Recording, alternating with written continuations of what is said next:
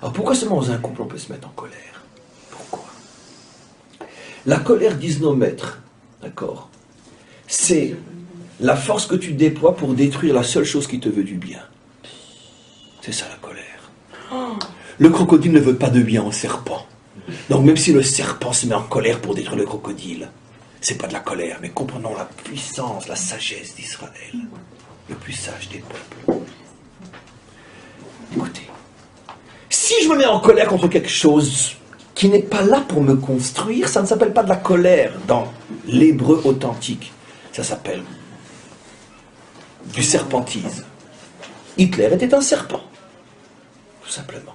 Enfin, c'est une insulte pour les serpents, mais disons qu'il était dans le style des serpents et bien en dessous, bien sûr. Mais quand je me mets en colère contre celle qui a été créée pour me construire, à ce moment-là, c'est de la colère. La colère, c'est une manifestation destructive contre ce qui est là pour ton bien. C'est ça la colère. N'est capable de se mettre en colère. Ou plutôt, l'expression la plus absolue de la colère, c'est dans un couple. Pourquoi? Mais vous êtes là chacun pour vous faire du bien, pourquoi vous vous faites du mal? Pourquoi tu vas détruire la seule qui va te sauver? Si tu ne l'as plus, t'es mort. Alors pourquoi tu l'as détruit? Ça, c'est la colère. C'est de la folie qu'on ne trouve que chez l'homme.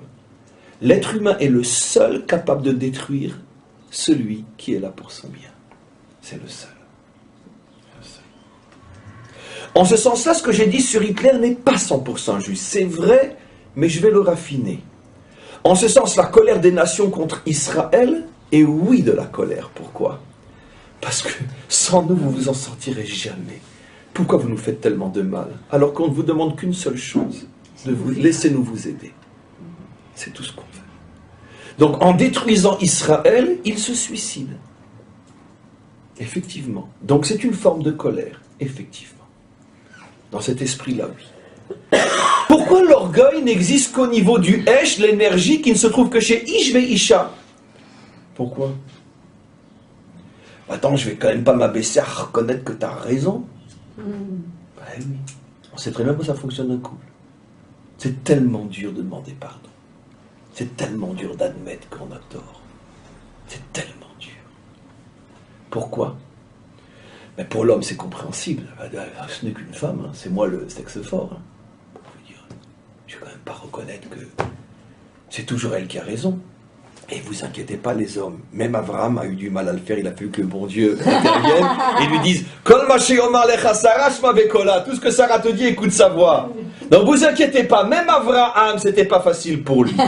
Très bien.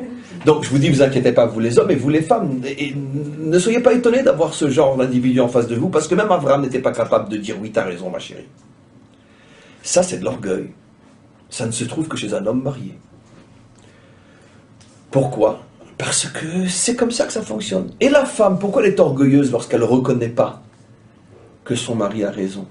Parce que chez elle, ça s'accompagne d'un autre problème, d'accord? C'est le sentiment de soumission. De toute façon, latent et potentiel dans un couple. Et donc, si j'admets en plus à haute voix que tu as raison, que tu as toujours raison, tu vas m'écraser un peu plus. Et je ne peux plus supporter, moi, d'être écrasé. J'ai besoin de m'exprimer, moi aussi. Même si je ne suis qu'une femme. J'ai besoin, moi aussi, de sentir que j'ai de la valeur. Et donc, c'est très difficile dans un couple de ne pas être orgueilleux ou de ne pas être coléreux. 70 ans de vie est marqué ici dans une phrase. C'est ça le Tanya. C'est ça la puissance des maîtres d'Israël. Ce que nous, on doit passer des heures et des années et des décennies à comprendre, eux, ils le disent en une phrase. Il faut avoir un minimum de clés pour le comprendre. Donc, au niveau du Hesh, au niveau du couple, tu trouves deux défauts fondamentaux liés à ce Nefesh. On n'a pas expliqué pourquoi, mais pour l'instant on lit. Qui sont l'orgueil et la colère. Ça va toujours ensemble d'ailleurs. L'orgueil et la colère vont toujours ensemble. Et si on expliquait pourquoi, puisqu'ils font partie du même élément qui est l'élément Hesh. Pourquoi l'orgueil et la colère vont toujours ensemble? Pourquoi? Mais parce que l'orgueil, c'est je ne peux pas reconnaître que tu as raison. Mais c'est insupportable de vivre avec quelqu'un qui a toujours raison. Alors, comme il est le miroir de ma faiblesse, forcément, je vais le détruire. Paradoxalement, le cours de ce matin, pour ceux qui l'ont écouté, où j'ai parlé aussi de cette notion-là, c'est quoi l'antisémitisme? Vous n'allez quand même pas être les seuls à traverser l'histoire. Nous, on n'arrête pas de disparaître. Vous ne pouvez pas nous accompagner un petit peu? Et donc, vous devez disparaître vous aussi, parce qu'on ne peut pas reconnaître que ça passe par vous.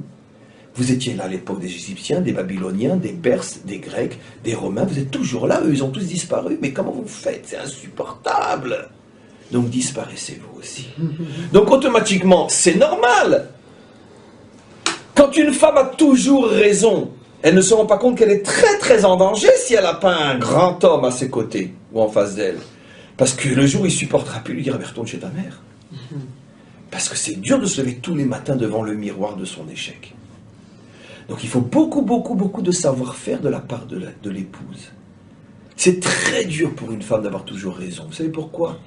Parce que rien n'est plus dur que pour l'être qui est d'une certaine manière en position d'infériorité, que Dieu me pardonne. Rien n'est plus dur pour ce genre de personne que de faire valoir que c'est lui qui est au-dessus. Parce que pour l'autre qui vit dans le fantasme d'être au-dessus, c'est très dur à admettre. Et c'est pour ça que la femme a été dotée d'une bina yetera, d'une sagesse particulière plus que l'homme. Et c'est ça la grandeur féminine. Elle arrive à s'élever au-dessus de son mari sans lui donner l'impression qu'elle l'écrase. Ça, c'est la femme vertueuse dont on a tous besoin. Des femmes comme ça, vous en comptez sur les 2 doigts de la main, vous avez fait le tour et encore vous êtes usé le doigt. C'est très dur de trouver ce genre de femmes. Parce que des femmes qui ont raison dans nos générations, ça court les rues. Parce que les hommes sont tellement minables aujourd'hui. Et les femmes sont moins esquintées que les hommes aujourd'hui. Donc des femmes qui ont raison, il y en a beaucoup plus que des hommes. Mais des femmes qui sont capables de faire sentir à leur mari qu'elles ont raison en respectant sa position, ça c'est très dur. Et c'est pour ça qu'il y a tellement de divorces. Parce qu'il y a de plus en plus d'hommes nuls, il y a de plus en plus de femmes qui ont raison, mais il y a de moins en moins de femmes qui savent l'expliquer sans faire l'erreur fatale de diminuer le mari. Et c'est pour ça que ça ne passe pas, et c'est le rejet. D'accord. Donc, ça c'est une notion qui est extrêmement importante. L'orgueil et la colère, ça va toujours de pair. Si je n'accepte pas de me soumettre, automatiquement, je vais te détruire. Parce que je ne peux pas vivre tout le temps en face de toi. C'est insupportable. C'est les 2 clés pour la réussite d'un couple. Mais faut-il encore vouloir se mettre au travail? Tout est là. On continue. Après, on a donc Meyesod Haesh. Donc ces 2 défauts proviennent de l'élément appelé feu. Pourquoi feu? Chez Nikba Lemala, comme le feu, c'est une image qui toujours s'élève vers le haut. Le feu s'élève vers le haut. Il fait allusion à l'orgueil et à la colère. Mais là, je vais m'arrêter, c'est trop beau.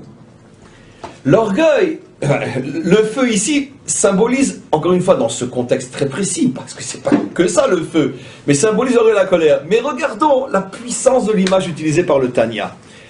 Le feu, il veut toujours s'élever. Mais cet imbécile, à quoi il ressemble? À celui qui est en train de scier la branche sur laquelle il est assis. Puisque plus il s'élève et plus il consume le bois qui lui permet d'exister, puisque l'élévation vient du fait qu'il est fort. Donc plus il s'élève, plus il est fort, et plus il est en train de consumer l'allumette. Donc plus il va se retrouver sans rien. Qu'est-ce que nous suggère ici le Tanya? C'est que l'orgueil et la colère, c'est en vérité toi que tu es en train de détruire. Tu es en train de te consumer. Tu es en train de bouffer tout ce qui te permet d'exister. Belle image. Voilà, c'est magnifique.